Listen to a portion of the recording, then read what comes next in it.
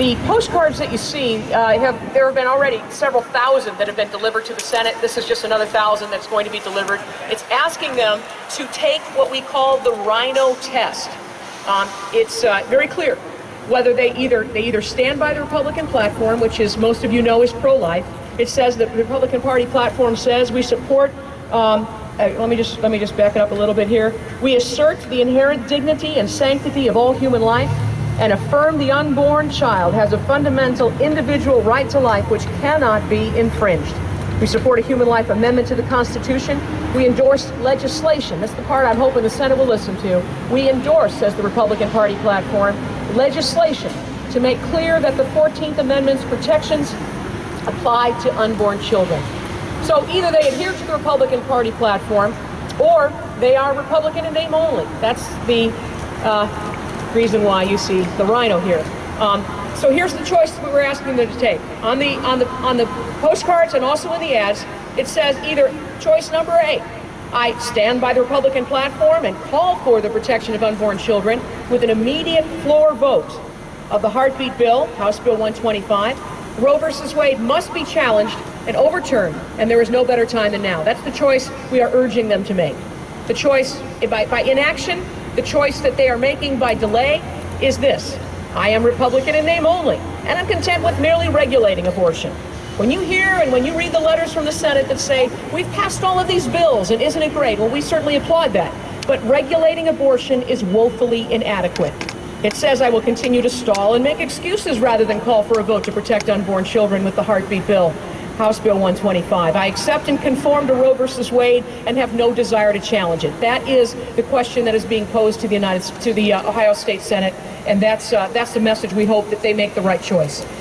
We are urging them to choose life, to adhere to the Republican Party platform, to remember their campaign promises, and do what is right for the beating hearts of babies. 26,000 of them this heartbeat bill would save, and that's what we are encouraging them to do. And we are also taking out ads in the district.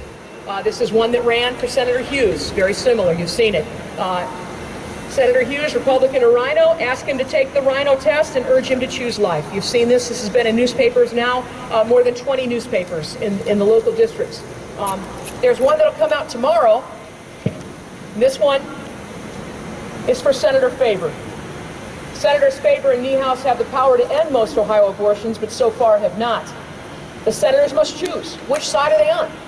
Either they agree with the 500 pro-life leaders or with Planned Parenthood, the ACLU, and NARA. That's the choice. I think there's one guy from Right to Life, but the 500 leaders are throughout the state and throughout the nation. There is not a bill in the history of the state of Ohio, I've been involved a long time, and I am not aware of any bill that's ever been introduced in these chambers that has more support than the heartbeat bill. And what it says in here, and this is a message I hope he gets, and I hope that his districts take this to him and remind him, this is constituents, that Senator Faber is President Pro Tem with the influence to bring the heartbeat bill to the floor. It's not enough for senators to say they support the bill. Now they must act. There's a reason why my ministry is called Faith2Action, because actions are what you believe. Everything else is political rhetoric. It's just talk. And so that's the message we are sending to the senators in the districts today. By the way, this week we are doing these ads, and most of them will be getting the RINO ad like you see here. Senator Oschlager will get this in the Canton repository tomorrow, as will Senators, let's see, Eklund, Faber, Hughes, Senator Jones, and I mentioned Senator Oschlager. Senator Schaefer will also be receiving an ad in his district. They have run already throughout the state. We are also doing mailings. These mailings are encouraging people to call their elected officials. And I think sometimes we lose sight of the fact of who it is that's the boss. The ones that can issue pink postcards are the same people that can issue pink slips. And I think that's something to keep in mind. Those who are in elected office work for those of us who cast the vote to elect them. And those campaign promises, those are something we in the pro-life movement take to heart. What happens if the Republicans fail the RINO test? Well, doing nothing is a choice. It's a choice against life. So while we're asking senators like Senator Faber to take the RINO test, we're asking the entire Senate in these ads that are taking place all over the state of Ohio and within their districts to choose.